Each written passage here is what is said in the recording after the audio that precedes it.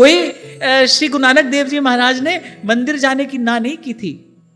वो कहते थे मैं यहीं बैठा बैठा अनंत रूप भगवान की आरती करी तो रहा हूं। धूप मलयान लो पवन चमरो करे, सगल वन राय फूलंत ज्योति कैसी आरती। ये देखो ये कैसी अद्भुत आरती हो रही है यहां। और आगे भगवान कहेंगे, समझा कर कह रहे हैं माता से कि माता इससे बचना।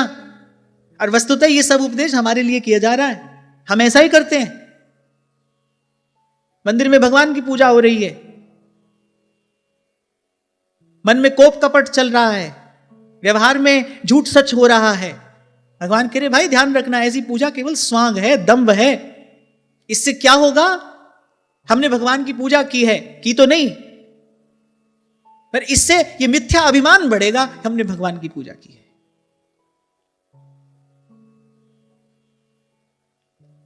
सेठ जी अपने घर में मंदिर बनाते हैं, फिर पुजारी रखते हैं पैसा देकर। पुजारी आता है, सेठ जी सोफा पर बैठे हैं, टांग पर टांग चढ़ाए, पुजारी मंत्र भी बोल रहा है, और तो और दीपक भी पुजारी लगाकर दे रहा है। आरती प्रज्वलित करके सेठ जी का हाथ लगवाता है, फिर आरती करता है। और सेठ जी क्या कर रहे हैं? सेठ जी भगवान से व्यापार करने में लगे हैं। पूजा पुजारी कर रहा है, वो भगवान से व्यापार करने में लगे हैं। इतना दे दो तो इतना मैं कर दूं। अच्छा, इतना भी नहीं कहते कि मैं इतना निवेदन करूं तो आप इतना देना, नहीं कह रहे पहले तुम इतना दे दो तो मैं इतना कर दूं। ये भी देखो, मनोरथ मांगने वाले का ये भी एक सिद्धांत होता है। वो पहले ये थोड़ी कहता है कि मैं इतना कर देता हूं आप कर देना, उसको भगवान पर भरोसा थोड़ी है। वो कह रहे भाई पहले तू अपना काम कर दे, फिर मैं आगे कर जाऊंगा।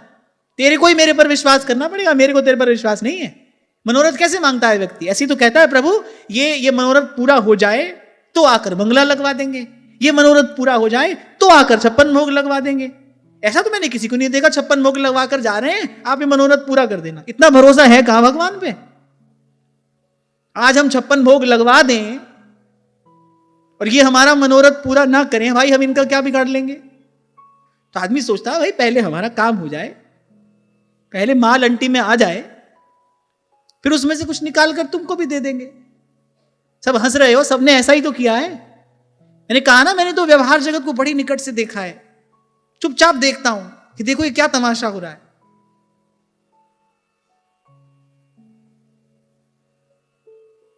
तभी तो कहता हूं भाई, भाग जग्या हरा साध संगत सू सांवरिया के बट की। मैं तो अपने जीवन में उस दिन का उत्सव मनाता हूं और अंतिम श्वास तक मनाता रहूंगा जिस दिन मेरे बाबा ने मुझे हाथ में जल लेकर संकल्प कराया, बोले बेटा ये 2 काम जीवन में कभी नहीं करना। कितने बड़े प्रपंच से बचा लिया। क्या क्या नहीं करना पड़ता हमको।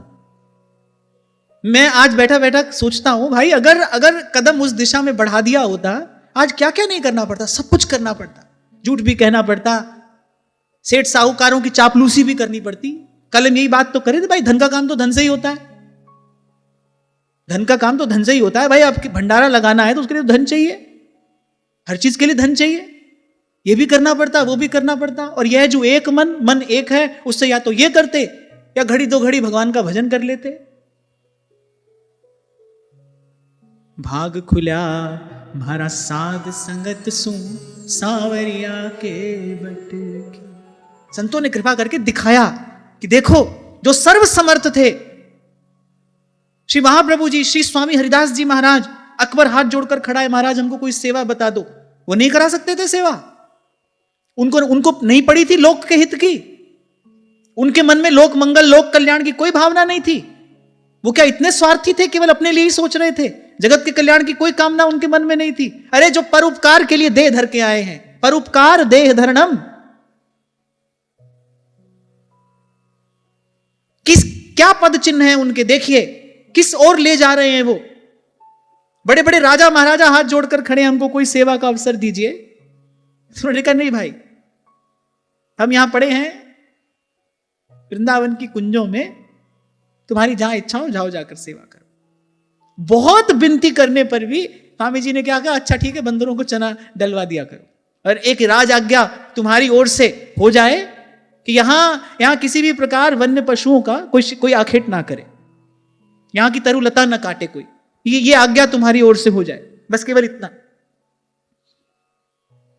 हमारे पास तो क्या है, उनके पास क्या नहीं था, कैसा जीवन जिया उन्होंने। सेवक जी महाराज स्पष्ट कर रहे हैं, लता भवन सुख शीतल छहा, श्री हरिवंश रहत नित जहां, आगे जोर से बोलो, तहां न वैभव आन की। पहले भी शायद मैंने आपको कभी संकेत किया था, जो प्रिया जी का वो जो कुंज भवन है, महल शब्द का प्रयोग महाप्रभु जी की वाणी में नहीं है, महल शब्द का प्रयोग नहीं है, कुंज भवन शब्द का प्रयोग है, मंदिर शब्द का प्रयोग है। तो वो जो कुंज भवन है, वो जो कुंज वाटी है, उसकी रचना कैसी हुई है कि देखत नव निकुंज सुन सजनी, लागत है अति चारु, माधविका केतकी लता ले रचो मदन आगारू। वृंदावन की जो तरु लताएं हैं ना, उन्होंने कुंज भवन की रचना करके दी है, उसी में प्रियालाल विराजते हैं, सुख से विराजते हैं। लता लता सब कल्प तरु और पारिजात सब फूल, सहज एक रस रहते हैं, झलकत यमुना कूल।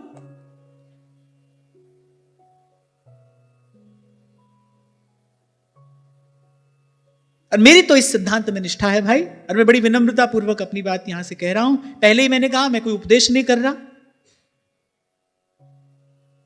कि भाई आपने अपना कल्याण किया तो आपने विश्व के कल्याण में जो आपका योगदान था आपने दे दिया, आप अपना कल्याण करिए। सेवक जी महाराज ने सिद्धांत में यह बात कही है, तो ये बिगानी का परी अपनी निवेद, पहले आप अपना कल्याण करिए, आप योग्य हो जाइए, आप समर्थ हो जाइए, उसके बाद भगवान जो आज्ञा दें आप उसे करिए।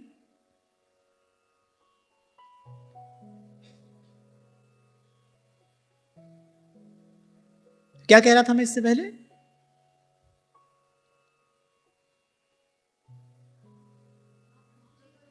और पहले, और मैं पुनः आपसे कहूं, श्री कपिल भगवान और माता देवहूति का जो ये संवाद है, इसका लक्ष्य वस्तुतः हम हैं, ये सिद्धांत हम तक पहुंचे, इसीलिए भगवान की ये लीला हुई। श्री स्वामी सत्यानंद जी महाराज ने भक्ति प्रकाश में भक्तों का भी चरित्र गाया है, ज्ञान योग, कर्म योग, भक्ति योग भी उन्होंने बड़ा सुंदर कहा, भक्तों का चरित्र भी गाया। भक्त चरित्र में माता देवहूति का भी प्रसंग है। वहां श्री स्वामी जी तो माता देवहूति के विषय में ये लिखते हैं कि कपिल भगवान को कोख में ही वो दिव्य संस्कार देने वाली माता देवहूति तो है। मैं आपसे पहले दिन जब ये संवाद आरंभ हुआ था, मैंने कहा था कि जिस जननी के गर्भ में जगन निवास भगवान रहे होंगे, वो जननी कोई साधारण होगी? माता ने पहले ही कहा, मेरी जन्म परंपरा तो समाप्त हो गई है, मैं तो जीवन मुक्त हूं। ये एक शब्द संकेत करता है, क्योंकि वो भगवान की माता है, भगवान में सब है, इसलिए वो सबकी माता हुई। जो भगवान की मां है, और भगवान में कौन है? भगवान में सब है, भगवान अनंत कोटि ब्रह्मांड नायक है। तो जो भगवान की माता है भाई, वो सबकी माता है, वो जगन माता है। इसीलिए जीव मात्र पर उनकी दया है, उनकी कृपा करुणा है। वो जीव मात्र के प्रति करुणावश प्रभु से ये सब बात पूछती हैं, प्रभु ये चर्चा करते हैं। जैसे मैंने आपको कभी कहा था ना कि भाई अर्जुन को किसी भी स्थिति में मोह नहीं हो सकता, अर्जुन तो भगवान की विभूति है। पर भक्त को भगवान अपनी लीला में निमित्त बनाते हैं, लीला का विस्तार करने के लिए। ऐसे यहां माता देवहूति इस लीला विस्तार में निमित्त बनी है। उन्होंने पूछा, भगवान ने उत्तर दिया। तो ये बात हमारे लिए है, ऐसा हम सब नित्य करते हैं। इसलिए भगवान ने कहा, जो पहले जो करना है वो बताया, अब जो नहीं करना है भगवान वो भी कह रहे हैं, क्या नहीं करना है। तो भगवान ने कहा कि भाई मैं तो आत्मा रूप से सदा सब जीवों में स्थित हूं। और भगवान ने कहा, जो मुझ सर्वभूत स्थित परमात्मा का अनादर करके केवल प्रतिमा में ही मेरा पूजन करता है, बोले उसकी पूजा तो स्वांग है, वो तो विडंबना है, दंभ है, पाखंड है। निंदा कर रहे हैं भगवान ऐसी पूजा की। यहां तो भाई अनन्यता के नाम पर यह देखने में आता है कि अपने इष्ट का आदर करते हुए किसी दूसरे के इष्ट तक का अनादर कर डालते हैं। तभी व्यास जी ने लिखा, जल सींचत हैं मूल में और वृक्ष लगावे आग, कह रहे इष्ट से अन्य निंदरे तेजन महा अभाग। प्रातःस्मरणीय श्री रसिक पद रेणु जी महाराज ये दो पंक्तियां सुनाया करते थे। वो कहते थे कि अगर तू बस्ती में है, अगर तू सिर्फ बस्ती में है तो फिर वीराने में कौन? क्योंकि वेदांत का प्रथम सिद्धांत यही तो है, एको हम द्वितीयो नास्ति, एक ही है, वो जो भी है एक है। आत्म साक्षात्कार के बाद गुरु साहेब पहला शब्द एक ही तो कहते हैं, एक ओंकार, जो मूल में है वो एक है। तो कह रहे अगर तू सिर्फ बस्ती में है तो फिर वीराने में कौन, और अगर तू तस्बीह के एक दाने में है तो फिर दाने दाने में कौन। इसलिए मैंने कहा सेवक जी महाराज ने रस विलास कहने से पहले जस विलास कहा। इसलिए मैंने कहा रस स्वरूप भगवान का अनुभव तब होगा जब पहले ज्ञान स्वरूप भगवान का अनुभव होगा। पहले भगवान ज्ञान के रूप में ही जीवन में आते हैं। इसीलिए कहा प्रथम जो शुकमुख वचन सुनावो, इससे ज्ञान होगा वस्तु का। श्री भगवत रसिक देव जी महाराज अनन्य रसिक हुए, उनकी अनन्यता भी अद्भुत है। पर वो भी पहली बात यही कह रहे प्रथम सुने भागवत, भक्त मुख भगवत बानी। प्रथम सुने भागवत, दूजे नवदा भक्ति व्यास नव भांति बखानी। बोले पहले भागवत सुने और फिर भागवत का श्रवण करके नवदा भक्ति का अनुष्ठान करे। ये भागवत धर्म है। श्रवणम कीर्तनम विष्णु स्मरणम पाद सेवनम अर्चनम वंदनम दास्यम सख्यम आत्मनिवेदनम। ध्यान से पढ़ी हो सेवकवाणी तो सेवक जी महाराज ने बिल्कुल यही क्रम तो बताया है। रस विलास बाद में कहा, पहले जस विलास कहा है। पहले भगवान के ज्ञान स्वरूप का अनुभव होगा, या फिर यह कह लो पहले ज्ञान का प्रकाश होगा तभी तो वस्तु का अनुभव होगा। प्रथम सुने भागवत भक्त मुख भगवत वाणी, दूजे नवदा भक्ति व्यास नव भांति बखानी। मैं ठीक से कह नहीं पाया छप्पे, मुझे इस समय पूरा छप्पे स्मरण नहीं आ रहा। और यही बात सेवक जी महाराज ने कहा प्रथम जो शुकमुख वचन सुनावो। इस बात को मानना ही पड़ेगा, इसके बिना समस्या का समाधान नहीं होगा, मानना ही पड़ेगा। सेवक जी महाराज ने जो सेवक वाणी कही उसमें क्रम है ना। पहले प्रकरण को दूसरे के स्थान पर नहीं रखा जा सकता, दूसरे को चौथे के स्थान पर नहीं रखा जा सकता। ये जो क्रम है ना ये भी बड़ा महत्वपूर्ण है। देखो महाभारत का वचन है कि तर्को प्रतिष्ठा श्रुतयोर विभिन्ना नैको ऋषिर यस्य मतम प्रमाणम धर्मस्य तत्वम निहितम गुहायाम महाजनो येन गतः सपंथाः। यानी भाई अनेक अनेक प्रकार के विचार, अनेक अनेक प्रकार के सिद्धांत हैं। आप अपनी बुद्धि से तो इसका पार नहीं पा सकते। कोई भी एक ऋषि ऐसा नहीं है जिसके मत को आप पूर्ण प्रमाण मान ले, माने उसमें कहीं ना कहीं कोई ना कोई अभाव आपको मिल जाएगा। तो करें क्या? आत्मकल्याण के लिए क्या करें? करें महाजनो येन गतः सपंथाः। इस पंक्ति का अर्थ समझते हैं क्या? लेकिन यहां पर महाजनों में एक वचन है। मैंने यहां कहा कि जिस पर कोई भक्त चलकर गया है, कोई महत जन जिस पर चलकर गया है, बोले वही रास्ता है। हमारे लिए वो एक कौन है? श्री नाभाजी महाराज ने कहा ना, सकृत कोई जानी है, कोई एक जानता है। वो एक कौन है? हमारे लिए वो सेवक जी महाराज है। इसलिए श्री नागरीदास जी ने कहा प्रथम श्री सेवक पद सिर नाओ। पहला प्रणाम किसको किया जाता है? पहला प्रणाम गुरु को ही तो किया जाता है। कह रहे प्रथम श्री सेवक पद सिर नाओ, करौ कृपा श्री दामोदर मोपे, श्री हरिवंश चरण रति पाऊं, गुण गंभीर व्यास नंदन जुके, तुम प्रसाद सुजस जस गाऊं, नागरीदास के तुम ही सहायक, रसिक अनन्य नृपति मन भाऊं। प्रथम श्री सेवक पद सिर नाओ। हमारे लिए वो एक कौन है? सेवक जी महाराज है। सेवक जी महाराज की जो वाणी है उसी क्रम का हमको भी अनुसरण करना है। हमारे लिए यही है श्री गुरु चरण सरोज रज निज मन मुकुर सुधार। पहला प्रकरण सेवक जी कह रहे हैं जस विलास, और उसमें भी पहली बात कहते हैं प्रथम जो शुकमुख वचन सुनावो। क्यों? क्योंकि पहले भाई और अंतर में ज्ञान का प्रकाश होगा। यहां इस स्थान पर आप बैठे हैं, यहां गुप्त अंधेरा हो, आप भी हो पुस्तक भी रखी हो, आप पढ़ना भी जानते हो, लेकिन गुप्त अंधेरा हो, आप पढ़ सकते हो? आप नहीं पढ़ सकते। पहले क्या करोगे? पहले प्रकाश करोगे। आप भी हैं, वस्तु भी है, लेकिन यदि अंधकार है तो आपको वस्तु का दर्शन नहीं होगा। ऐसे ही आप भी हो, जीव भी है, ब्रह्म भी है, पर अज्ञान और अविद्या के अंधकार के कारण जीव को उसका दर्शन नहीं होता, जीव को उसका अनुभव नहीं होता। तो पहले, इसलिए यह क्रम है, पहला प्रणाम गुरु को किया जाता है। गुरु माने ज्ञान, गुरु की कृपा होगी माने ज्ञान का प्रकाश होगा तो वस्तु का अनुभव होगा। तो इसलिए यहां जो कहा जा रहा है हमारे लिए यही मार्ग है, यही रास्ता है। इसकी कोई भी बात, इसका कोई भी सिद्धांत हम इधर उधर नहीं कर सकते।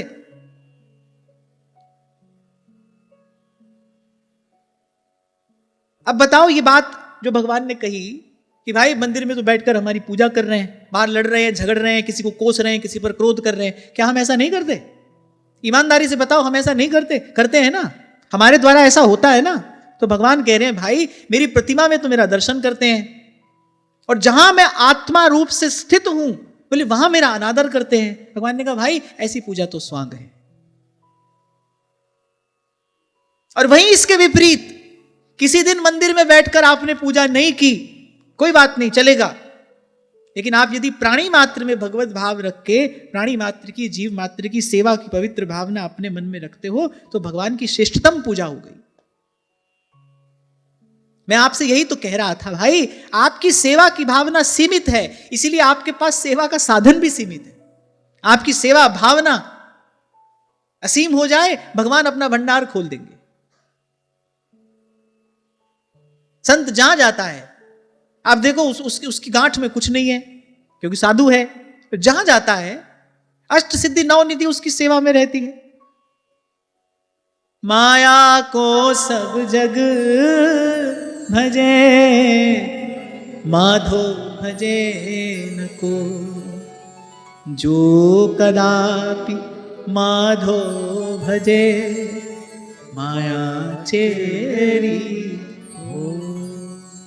आपको सुनाया था ना मैंने, जब यहां वहां जाना होता था, जिसके यहां जाओ उससे वो यही कहता था भाई सब आपका ही है, जहां चले जाओ।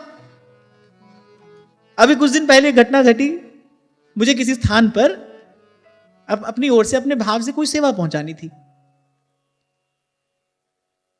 तो उस नगर में कोई भक्त परिवार है। मैंने शंभू जी को कहा, शंभू जी आप उनसे कहो वो एक बार पहुंचा दें, हम उन तक पहुंचा देंगे। तो उन्होंने झट से ये काम कर दिया। मैंने शंभू जी को कहा कि अब आप उन तक पहुंचाओ। अब वो लेने कोई तैयार नहीं है, बोले ये सब भी गुरुदेव का ही है। वही कार्य मुझे एक स्थान पर और भी करना था, वहां भी मैंने ऐसा ही किया। अब सब सेवा भी हो गई, जो हमारे पास था वो हमारे पास ही रखा है। तो मैं तो देखता हूं प्रभु की कृपा का नित्य प्रति यही अनुभव, यही दर्शन मैं करता हूं। तभी तो आपसे कहता हूं भाई, हमने जो सोचा वो भी हुआ, जो नहीं सोचा वो भी हो रहा है। जिस दा साहिब डाढ़ा होवे, आप बस एक कार्य करो, जो आपके करने का कार्य है वो आप करो। और वो एक कार्य क्या है? मन क्रम वचन छाड़ चतुराई, भजत कृपा करी हई रघुराई, भजत कृपा करी हई रघुराई। अरे कोई नरसी हो तो उसकी भुंडी भरने के लिए द्वारिकाधीश तो आज भी खड़े हैं। कलयुग में कोई भगवान कंजूस थोड़ी हो गए। कलयुग तो हमारे लिए है ना, जितने दोष हैं वो तो हम में हैं। कलयुग में ठाकुर जी का स्वभाव थोड़ी बदल गया है। उल्टे इस युग में तो भगवान ने अपनी कृपा का द्वार सभी के लिए खोल दिया है। भजत कृपा करी हई रघुराई। हमारे हिस्से का काम ये है, अस दीन बंधु प्रभु कारण रहित कृपाल। अपने मन से कहो ये बात, तुलसीदास सठते ही भज, छाड़ कपट जंजाल, छाड़ कपट जंजाल। अब वो छोटा था तो कोई गाता था, सुनता था मैं, प्यार नाल ओनू कोई बुलांदा नहीं, फेर कहंदे मुरली वाला आंदा नहीं। प्यार नाल ओनू कोई बुलांदा नहीं, फेर कहंदे मुरली वाला आंदा नहीं। तो ना तो भगवान कंजूस हुए हैं, ना भगवान का स्वभाव बदला है, वो अभी भी वैसे ही उदार हैं, वैसा ही अरे कारण रहित कृपाल। गोस्वामी जी कहते हैं कि बिना कारण के कृपा करना ही प्रभु का स्वभाव है। बिन सेवा को द्रव्य दी, जो द्रव्य दीन पे राम सरिस को नाई। संत की वाणी की ये सामर्थ्य होती है ना, वो कहता भी है साथ साथ में दिखा भी देता है, क्योंकि उसके शब्दों में ज्ञान का प्रकाश है ना। महामोह तम पुंज जासु वचन रवि कर ही निकर। एक प्रकार से सारी सृष्टि का अस्तित्व ही समाप्त हो जाता है। घनी रात्रि में जब कुछ भी दिखाई नहीं पड़ता, जो दिखाई नहीं पड़ रहा वो न के ही बराबर तो है, और जैसे ही सूर्य उदय होते हैं सबका दर्शन होता है। ऐसे ही जब गुरु की कृपा से जब ज्ञान रूपी सूर्य उदय होता है तब सत्य का दर्शन होता है। संत की वाणी की यह सामर्थ्य है, संत कहता भी है दिखा भी देता है। ऐसे जब गोस्वामी जी कहते हैं प्रभु तरु तर कपिडार पर, अच्छा वो कपि भी कोई छोटे मोटे नहीं थे, और पर्वत के समान एक एक बानर भालू है भगवान की सेना में। पर्वत के समान उनका आकार है। और श्री रघुनाथ जी लखननाथ जी दोनों सुकुमार, अत्यंत सुकुमार। जब परशुराम जी आए सभा में और जनक जी से डांट कर पूछा, क्यों रे मूढ़ जनक, किसने मेरे इष्ट आराध्य का यह धनुष भंजन किया है?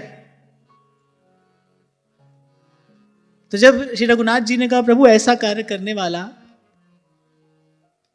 कोई आपका सेवक ही तो होगा। अच्छा देखो, जब क्रोध आता है ना तो विचार शक्ति क्षीण हो जाती है। भगवान परशुराम उस समय ये भूल गए, भाई जिसने महादेव का धनुष तोड़ा होगा वो कौन होगा। तो जब ऐसे मंद मंद मुस्कुराते हुए जब श्री रघुनाथ जी ने उत्तर दिया ना, तो जो रामायण के जो चिंतक विचारक हैं वो कहते हैं कि अरे बड़ी कठिनाई से परशुराम जी क्रोध को थाम पाए। माने क्रोध रह नहीं पा रहा था।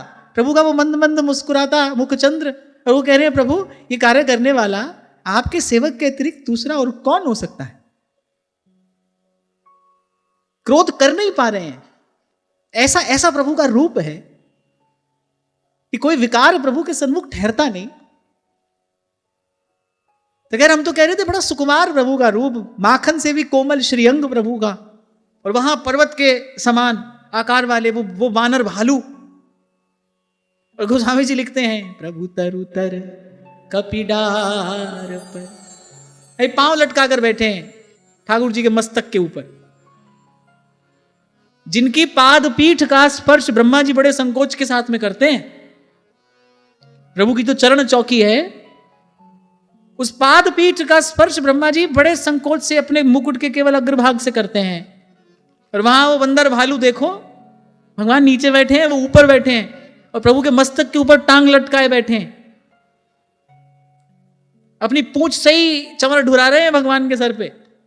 प्रभु तरु तर कपिडार पर ते किए आप समान, ते किए आप समान, तुलसी कहूं न राम से, साहिब सील निधान, साहिब सील निधान। तब कहते हैं हरि दीन बंधु प्रभु कारण रहित कृपाल, तुलसीदास सठ ते ही भज छाड़ कपट जंजाल।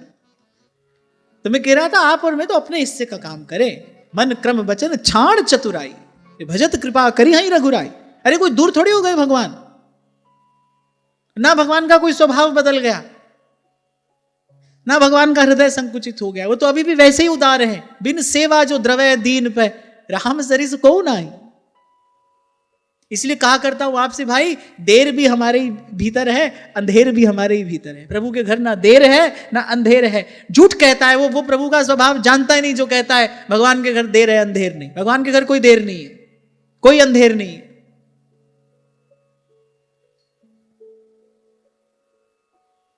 जब नामदेव जी की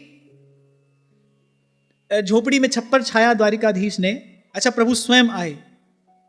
आप देखो, जिनकी मात्र भ्रिकुटी के भय से सागर सप्त उबलते देखा, जिनकी मात्र कृपा दृष्टि से सकल विश्व को पलते देखा, जिनके एक संकल्प मात्र से अनेक अनेक ब्रह्मांडों का लय विलय हो जाता है, भक्त का कार्य भगवान अपने हाथ से करते हैं। क्योंकि भक्त के लिए वो भगवान नहीं है ना, उसके प्राण प्रियतम है। वहां भगवान अपनी भगवत्ता एक और रख देते हैं। अब ब्रह्मा का भी रचना आकार जो है, सृष्टिकर्ता की रचना करने वाला जो है, वो जब छप्पर छवाएगा तो भाई बड़ा सुंदर होगा अवश्य ही। नामदेव जी के गांव वालों ने पूछा, क्यों रे नामा, अरे ये मजदूर कहां से लाया इतना सुंदर छप्पर, हमें भी पता बता। नामदेव जी मुस्कुराए, भक्तमाल में बड़ा सुंदर दोहा मिलता है। बोले बुला तो दूंगा लेकिन उसकी मजदूरी नहीं दे पाओगे। पहले मैं बुला तो दूंगा लेकिन तुम उसकी मजदूरी नहीं दे पाओगे। वो मजदूरी विशेष लेता है। सबसे ऊंची प्रेम सगाई, सबसे ऊंची प्रेम सगाई। ये शर्त है उसकी भाई, या तो मैं अकेला या फिर बाकी सब, यहां से लेकर ब्रह्मलोक पर्यंत का वैभव, या तो ये या फिर श्री कृष्ण कहते भाई मैं अकेला। फिर अर्जुन बुद्धिमान था, उसने कहा नहीं आप ही चाहिए, अकेले आप पर्याप्त हैं, एक आप। इसीलिए अर्जुन भी महाजन है। महाजनो येन गतः स पंथाः, इसलिए उनके मार्ग का अनुसरण करना। एक और सब संपत्ति समृद्धि विभूति सिद्धि खड़ी हो, एक और अकेले प्रभु हो, तो अर्जुन सिखाते हैं। अर्जुन महाजन है ना, महजन है वो सिखाते हैं भाई इन्हीं का चयन करना। सकल पदार्थ द्वार ठाणे श्री गिरिधर पक्ष किए, श्री गिरिधर पक्ष किए। जहां की प्रीत गोविंद स्यों लागी, दुख दर्द प्रम ताका भागी, और जहां का सब किछ ताका हुई, नानक ताको सदा सुख हुई। अच्छा ये बात तो भगवान ने कही है ना, ये यथा माम प्रपद्यन्ते तांस तथैव भजाम्यहम्। गोस्वामी जी कह रहे हैं जिन कह रही भावना जैसी, प्रभु मूरत देखी तिन तैसी। ये तो भगवान का श्रीमुख वाक्य है। अब जब कोई भगवान को अपना सब कुछ देता है ना, फिर भगवान भी अपना सब कुछ देते हैं उसको। आपको शायद एक प्रसंग मैंने सुनाया था। एक वैष्णव थे, नित्य श्रीनाथ जी का दर्शन किया करते थे। अब श्रीनाथ जी अलंकार प्रिय है। प्रत्येक देवता को कोई ना कोई वस्तु प्रिय होती है। जैसे महादेव अभिषेक प्रिय है, गणपति मोदक प्रिय है, ऐसे विष्णु अलंकार प्रिय है। ऐसा वचन मिलता है। ये अलंकार प्रिय है, आभूषण प्रिय है इनको। तो वो देखते थे सब वैष्णवों को सुंदर सुंदर आभूषण श्री गोवर्धन नाथ को निवेदन करते थे, तो उनके भी मन में ये भाव आता था भाई कभी मैं भी कोई वस्तु निवेदन करूं। अब लौकिक दृष्टि से कोई बहुत अधिक धन संपत्ति उनके पास नहीं थी। एक दिन वो जब भाव का जब प्रवाह बढ़ा, सब सीमाएं ढा दी उसने। जो पास में था वो सब बेचकर बड़ा सुंदर सा हार श्रीनाथ जी के लिए सिद्ध कराया, श्री गोसाई जी को निवेदन किया। गोसाई जी जब श्री जी को हार धारण करा रहे थे तो श्री लाल जी ने कहा, बोले बाबा आप वासे एक बात कह दई हो, बोले मुंह पे कछु हार की खोट थोड़ी हती, मेरे पास कोई हार की कमी थोड़ी थी, मेरे पास तो बहुत हार हैं, पर यह हार सिद्ध कराए हुए कि ताई वाने अपनो सब कछु दे दियो। 2 बीघा जमीन थी जिससे परिवार की बसर होती थी, वो भी दे दिया। प्रभु को अपना भाव निवेदन करने के लिए। ठाकुर जी तो भाव प्रवीण है, वो भावग्राही भी हैं और वो भाव प्रवीण भी हैं। इसलिए मैं आपको एक बात और कहूंगा, भक्त का आदर भगवान के जैसा और कोई नहीं करता। संसार भक्त का क्या आदर करेगा भाई? संसार के पास भक्त को देने के लिए क्या है? जिनके हिये में बसत हैं 3 लोक के नाथ, उसको संसार क्या देगा? भक्त का आदर तो भगवान करते हैं। तो जब हार धारण हो गया तो श्री ठाकुर जी श्री गोसाई जी से कहते हैं, बोले बाबा आप बा को एक बात कह दियो, बा ने अपनो सर्वस्व मोहे समर्पण कर दियो, बा को सर्वस्व मैंने स्वीकार कर लियो। आपको मैंने कहा था एक है वस्तु का निवेदन करना, एक है श्री जी के द्वारा वस्तु का अंगीकार किया जाना, वस्तु का स्वीकार किया जाना। बोले बा ने निवेदन कर दियो और मैंने अंगीकार कर लियो। अब बाबा आप मेरो एक संदेश आप इनको दे दियो, वहां को सब कुछ मेरो और मेरो सब कुछ भगत को। ये उसने मुझे अपना सर्वस्व दिया है और मेरा ये प्रण है, ये यथा माम प्रपद्यन्ते तांस तथैव भजाम्यहम्। हम उसने मुझे अपना सर्वस्व दिया है, भाई उसका सर्वस्व मेरा हुआ, मेरा सर्वस्व उसका हुआ। अब देखो भाई, जीव के पास सर्वस्व के नाम पे क्या होता है, क्या हो सकता है? अधिक से अधिक भी कर लो, आपकी भाषा में कहूं जोर मार के भी आपके मेरे पास में सर्वस्व के नाम पे क्या हो जाएगा? और प्रभु भक्त पर अपना सर्वस्व न्यौछावर करते हैं। और मैं फिर कह रहा हूं, तीसरी बार ये बात कह रहा हूं, यू कोई भी हो, प्रभु का स्वभाव नहीं बदलता। काल का प्रभाव जीव पर पड़ता है, भगवान पर नहीं। भगवान तो अभी भी वैसे ही उदार हैं। वो तो अपने भक्त की सेवा में आज भी तत्पर हैं। बैठते तो हम हैं, आप ठाकुर जी का दर्शन करो तो खड़े ही हैं, तत्पर। सेवक जो होता है ना, सेवक, ऐसे अभी हम 2 दिन पहले पोस्चर की बात कर रहे थे, मुद्रा की बात हम कर रहे थे, ये बड़ा महत्वपूर्ण है।